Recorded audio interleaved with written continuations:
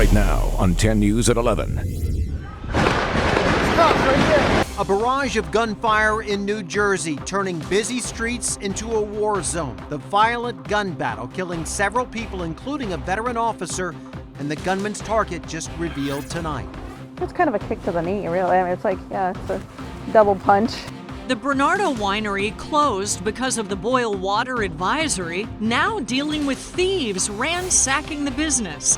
What clues investigators have to help find the criminals? Plus, falling through the cracks, living a gang life. I was slowly tearing my mom apart. The help at-risk kids are getting to change their paths before it's too late. 10 News begins with breaking news.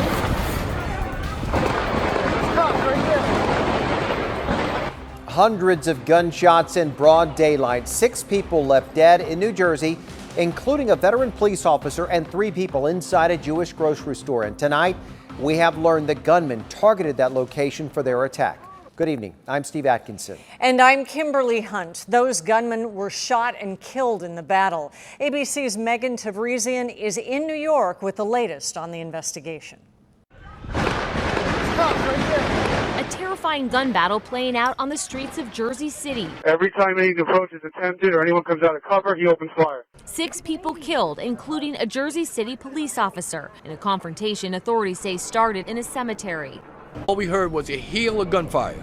They turned around, they had the police detectives, the unmarked cars pulled up. They were shooting at them, blew the tires out. The first shots rang out at 12:30 in the afternoon. The 2 suspects running from police fire, barricading themselves inside a supermarket. 3 civilians inside were killed. At this point, we have our officer down. We don't know how he was down, and a lot of officers out here out in the open. Detective Joe Seals, a 13-year veteran of the force and father of 5, was fatally shot. Another officer was shot in the shoulder, 2 others wounded by shrapnel. Reach out to Sacred Heart, have them keep some kids out of the window. More than 40 schools in the area on lockdown, 30,000 children taking cover for hours. No students were hurt. Said to us to stay calm. Like, how can we stay calm? We know that there's a shooting. The shootout lasted for hours. The 2 shooters were killed inside the store. Megan Tavrezian, ABC News, New York. And this shooting now marks the 3rd officer killed here in the U.S. in just the last week. 32-year-old Sergeant Chris Brewster was shot and killed in Houston over the weekend. Police say that Brewster responded after a woman reported that her boyfriend was assaulting her and was armed. When Brewster got there and approached them, he was shot several times. He radioed for help and was taken to the hospital where he died. Sergeant Brewster leaves behind his wife, his parents, and a sister.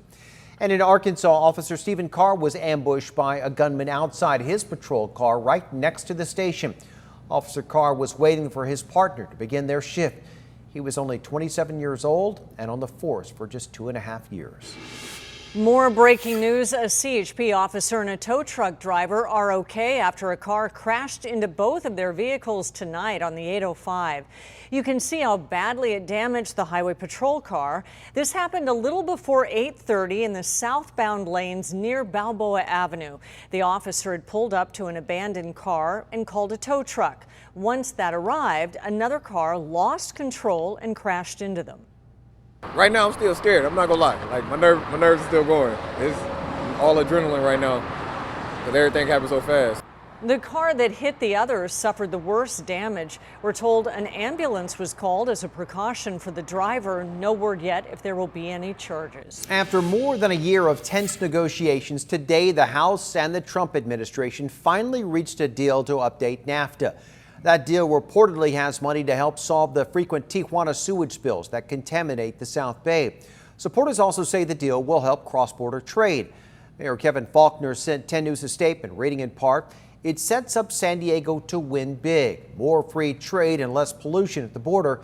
It's what San Diego needs, and it looks like it's what San Diego is going to get." The family who lost their home during this deadly plane crash in 2017 in Claremont is now suing the people tied to that plane.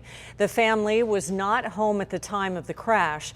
As 10 News reporter Laura Acevedo explains, the lawsuit claims the plane's manufacturer knew that the aircraft was not safe to fly. This fireball, the aftermath of a plane crash that killed 2 people in December 2017 on Chandler Drive in Claremont. 2 passengers on the plane were killed. The pilot and another passenger survived. Now the people who lived in the house at the time of the crash are filing a lawsuit against the charter company Altitude Aviation. They spoke to us days after the crash. I keep saying it's a miracle that I got safe. The lawsuit also names multiple aircraft maintenance companies and plane part manufacturers. The couple who rented the home, Liz Marie Serrano and Massimiliano Sansa, allege the companies were negligent, saying the plane, a single-engine Beechcraft, was not properly inspected or maintained. The couple was not home at the time of the crash. Their home, a total loss. All of their belongings burned. Their dog, Biggie, killed. Nobody died beside my little companion, Biggie, which is our family dog for 16 years. They are suing for property damage, emotional distress, the cost of legal fees, and any other damages the court finds appropriate. An NTSB investigation revealed the plane crash was a result of a total loss of engine power. Laura Acevedo, 10 News. The House of Representatives could move forward this week now that they have formally unveiled charges for the president in the impeachment inquiry. The House Committee on the Judiciary is introducing 2 articles of impeachment charging the President of the United States, Donald J. Trump, with committing high crimes and misdemeanors. The president is charged with abusing his power by trying to corrupt the 2020 election and attempting to bribe Ukraine into investigating his political rivals. He is also charged with obstruction of Congress for not allowing members of his administration to testify or hand over any documents. Tonight, the president said the impeachment is not about the next election, but about the last one. The impeachment hoax is about overturning your great 2016 vote. The House vote to impeach that could come by the end of the year. The trial in the Senate would likely be early next year. A former San Diego sheriff's deputy who assaulted several women is headed to prison, but some of his victims aren't happy with the sentence. Today, the judge gave Richard Fisher 5 years. Most of it will be served in prison, the rest on supervised release. Fisher pleaded guilty to 7 counts of assault and false imprisonment, admitting to groping and kissing women while on the job. Fisher showed no reaction when the judge ripped into his actions. You disgrace your uniform. You disgrace these deputies that are in my department every day who protect me. You disgrace the Marine Corps. I can't imagine what you were thinking. Fisher will not have to register as a sex offender despite the wishes of the victims. It was pure survival at that point. I didn't know where we were going to end up. A San Diego woman describes the terrifying moments that she spent in the back of an Uber. She is one of hundreds of people now going after rideshare companies for not doing enough to prevent sexual assault or battery. 10 News anchor Lindsay Pena talked to her about the day she says now haunts her. Lindsay? That's right, Kim and Steve. She is one of at least 3 San Diego women who are now suing rideshare companies. She opened up to us tonight and says she hopes by sharing her story, other victims might feel empowered to come forward. Candy Chase remembers the day very well. Mother's Day, May 13th, 2018. She ordered an Uber to meet her daughter for breakfast, but quickly realized something didn't seem right. As soon as I got into the car, I heard the doors lock. Chase says only a few minutes had passed when she saw the driver do something she almost couldn't believe. He starts exposing himself and he's masturbating. The rest of the ride, she says she spent in fear, wondering if he would let her go. He did drop her at her daughter's, and although he never touched her, Chase says the feeling of violation was very real. I picked up the phone and called Uber right away and filed a complaint. She also filed a police report, but says it was Uber that she couldn't get answers from. The CHP report identifies the driver as Juan Castillo Garcia, the very same man seen here in a Vista courtroom later in 2018.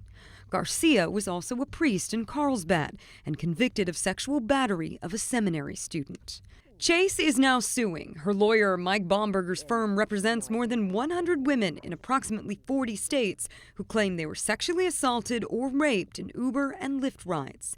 Chase, like many others, hopes this will send a strong message to the company. Something to give security to anybody that gets into the back of the car.